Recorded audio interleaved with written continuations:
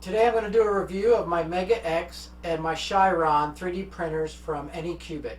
I'm going to tell you why I bought these 3D printers. Primarily the reason I bought them was because of their build volume.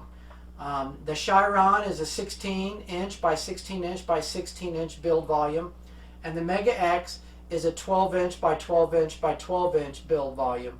So as 3D printers go, especially desktop ones, it's actually a pretty good sized printer, both of them. I bought the Mega X first and I was very pleased with it, so I decided to go ahead and purchase the CHIRON. It was on sale. I actually got both of these models for roughly $350 each, so I considered that to be a good deal. Alright, the second reason I purchased these two 3D printers is because they were all metal construction, and I wanted to eventually put them both in an enclosure. And as you can see, I have the Mega X in an enclosure here, and I print a lot of ABS, I print a lot of ASA, I print a lot of carbon fiber nylon, and so having a climate controlled environment for the 3D printer to run in and to print in is really important. So this thing runs at about 55 degrees C whenever it's printing. And that's pretty hot. As you know, there's no cooling. The entire control system is in there, the power supply is in there, everything's in there, and for it to run the way it does at that temperature, I think is incredible.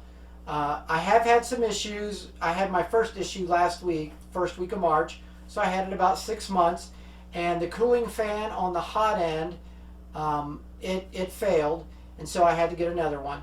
I got on Amazon, ordered one for about $6, had it in a couple days. I replaced it, and I was back running again. Alright, so there are several things to consider when purchasing anything, but especially 3D printers.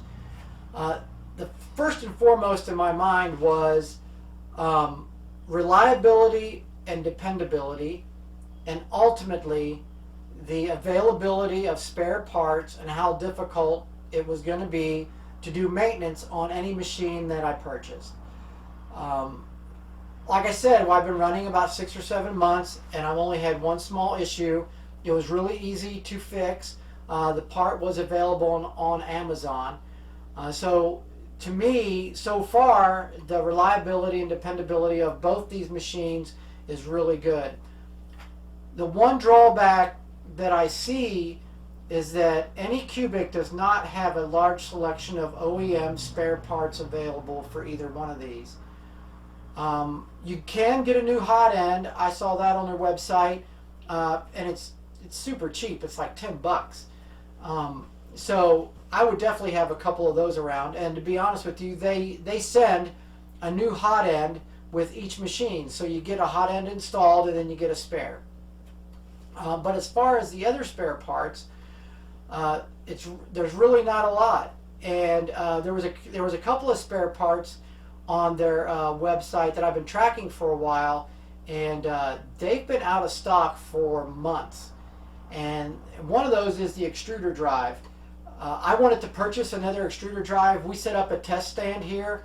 We're building a 500 degrees C hot end that I'm going to install on the Mega X. So we wanted to run it on a test stand for a while, and I wanted the same type of extruder drive that my Mega X has. So I went to the AnyCubic website, and for a couple of months it's been out of stock. So stuff like that is a problem, and it's something to consider when purchasing anything, the availability of spare parts. I did eventually get one, and I didn't get it from AnyCubic.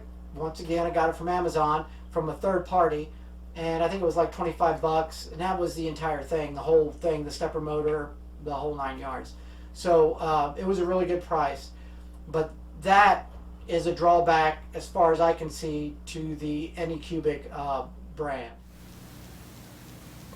Alright, so here we are on the AnyCubic website on their spare parts, and as you can see, just like I said before, a lot of this stuff is sold out all the time. They're even sold out of hot ends now.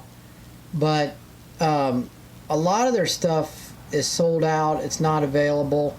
And it's really important to be able to buy OEM spare parts for any machine that you have, especially a 3D printer. So I just wanted to show you guys, you know, here for the CHIRON and the Mega X, they're sold out of nozzles, they're sold out of hot ends, and they're sold out of extrusion drives. And the extrusion drives have been sold out for months. So that's definitely a problem. One of the other drawbacks to the AnyCubic models, from what I can tell, is the ease of customization of the firmware and the control. From everything I've read on the internet, there's not a lot out there on it, and it seems like it's pretty difficult to do. So if you're the kind of person that wants to buy a 3D printer and tinker with it a lot, I don't know if the AnyCubic models would be right for you. But if you're a person that wants to buy a 3D printer, do some limited assembly when you get it, put it on a table, and run with it, in my opinion, the AnyCubic models are perfect. They were easy to put together, they're easy to run, they're reliable, and they really do make good 3D prints. So the longest 3D print that I've done on my Mega X has been 96 hours, and it was this model right here. This is a desiccant, the base for a desiccant dryer that we're making. Ran 96 hours. It's ASA, and it was done in the enclosure, and it really does look good. It looks perfect. And like I said, it was 96 hours on this. There was something else on the build plate, and I can't remember what it was now, but that was a 96-hour long print. As far as bed leveling goes, I really don't have any problems with either one of these machines. I'll give you an example. When I had to change the fan on my hot end, I took the entire hot end apart. I took it off. I reassembled everything, put it back together, put a print on there, and I just wanted to see if the bed level needed to be changed. So the last print that I did, I wanted to do it again. So I printed it off, and it was perfect. Bed adhesion was perfect. Everything was perfect about it. I did not have to change the bed level at all, even after taking apart my entire hot end, taking it off the machine, and then putting it back on. Like I said, these are really well-built machines. One other drawback on the AnyCubic 3D printers, and I did see this in a bunch of the reviews before I bought mine, was that they're very noisy, and that's a fact. The fan on the power supplies, this thing makes a noise like you wouldn't believe. From the moment I started my Mega X up, and from the moment I started my CHIRON up, these fans make a really incredible noise. I thought that I got my printer out of the box and it was actually broken. But I thought I was going to go ahead and print with it and see what happens. Well, that's been 6 months ago. It makes the exact same noise, but runs fine. And it runs fine, like I said, at 55 degrees C inside this chamber. So there doesn't seem to be a problem with the fan on the power supply, but it does make a racket. And I'll let you hear that here in a minute. All right, let's get in here and let's start this thing up and see what we can do.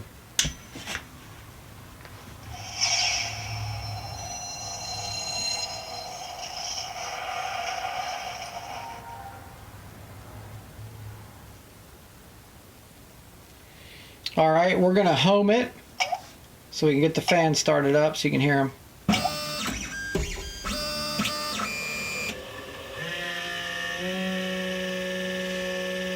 Hear that fan?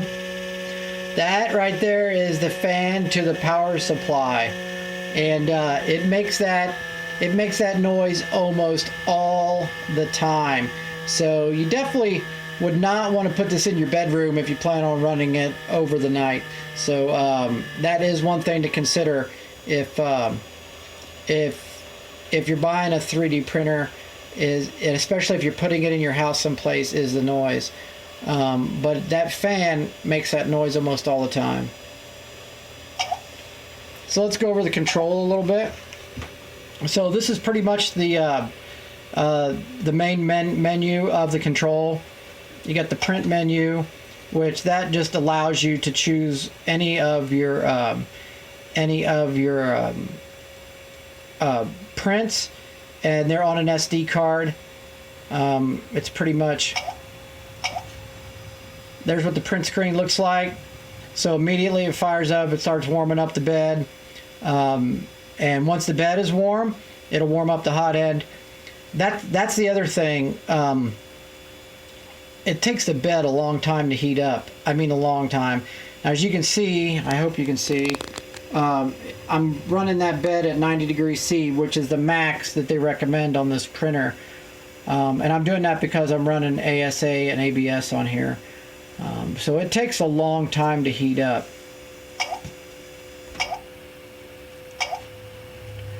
Alright, so that's the print menu.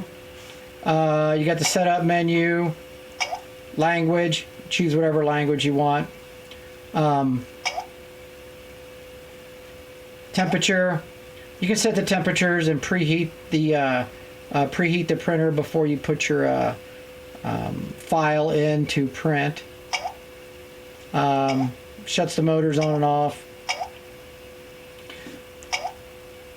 This is your current speed, your print rate, your fan speed. Let you set that on the machine if you'd like. Status, which is the status of the print. Tools, which basically home is home all. You can home the X, home the Y, home the Z, all separately. Axis, it allows you to move around. That's the other thing that I'm not too keen on, is the fact that you can only move it short distances at a time. It does allow you to go high speed, but I would like it if you would just press and hold and then it would just run. But you got to keep pressing. Like, there's every 10 millimeters, 1 millimeter, and 1/10 of a millimeter. So that's more of an annoyance than anything else. It's not too big of a factor. All right, preheat allows you to preheat your bed and your hot end. Cooling, that basically, when you hit that button, you basically just turn off your bed and your hot end. The reset button basically just lets you stop all work and reset to the factory settings. Filament lets you feed filament in and remove it, and it's got a safety feature on there that you will have to heat up the hot end before you can move filament. So, and I think all 3D printers have that. All right, your help menu kind of just tells you how to print, tells you how to set up. It's not that big of a deal. And then about, it gives you your build volume, your voltage, your accuracy, gives you the website. It's not a big deal. So as you can see, the control is pretty easy and straightforward. Not a lot of bells and whistles, not a lot of frills, but if all you want is a 3D printer to sit on a table and just do prints that you use around the house or things like that, this printer is really good. As you can see, it's got an all metal construction. It's really well built. And like I said, it's been running in this environment for about, I guess, in this elevated temperature environment, probably about 5 months. It does have a filament sensor. You can kind of see it right there, and that filament sensor works really well. I don't have to worry now about making sure I have enough filament in the machine. I pretty much just, whatever is on the roll is on the roll. I print, it stops printing, it pauses. In fact, even the next morning I get up before I go to work, I come out here, I check the 3D printer, and if it needs filament, I put the filament in, I press resume, and it takes off and does a fine job. It also has an option on here also that if there's a power outage, you can resume the print where you left off. I found that that's only really helpful if you can get to the print like soon after the power goes out, and then the power comes right back on like just a few minutes later. But of course I'm printing with a lot of ABS and ASA and carbon fiber nylon. I accidentally once unplugged this machine and plugged it right back in and resumed the print, and you couldn't tell anything had happened. So that function works really well. The CHIRON over here, they both have that same function. Both of those, they have the filament sensor, and they have the resume print after a power outage. So if you're printing PLA, you'll probably be fine. But if you're printing ABS or ASA or anything like that, where the build plate's got to stay hot for it to stick, then you're going to have a problem. So that was a problem with mine when I had an overnight shutdown. The build plate went cold, and my ASA didn't stick very well to it. So just keep that in mind. It does have those two options, and if you're printing PLA, I think you would be fine. Like I said, this build volume is 12 inches by 12 inches by 12 inches, and that part I showed you before for the desiccant dryer, that part almost filled up the build volume, so it printed across the entire volume very well. Alright, so this is the accessory package that comes with the Mega X 3D printer and the CHIRON 3D printer. You can see that they include just about everything in this accessory kit. There's spare parts, there's tools, a scraper, gloves, a hot end, everything you need. There's even a USB cable to connect the 3D printer to your computer. So they have everything in here. I think you can even see there that they send an adapter that adapts the SD card to a USB. So they really do send a pretty incredible accessory package with these things. What you're looking at right here is a cover for a oil-fired lamp for someone's backyard. That is MG Chemicals wood filament. I've printed all sorts of things on my Mega X. I've printed car parts. A buddy of mine has a body shop, and there's sometimes where he can't get the parts that he needs, and I will print them out of ABS or ASA. We've used our 3D printer to print replacement parts for door for our church, and that's what you're seeing right there, the end cap for a door closer on our church that was missing. A new end cap was about $40, and we could print this for next to nothing. And what you're seeing right here is a part that we made for our enclosure on our 3D printer. All the stuff on the 3D printer's enclosure was printed on the Mega X, and we just continue to build better equipment for our 3D printers with our 3D printers.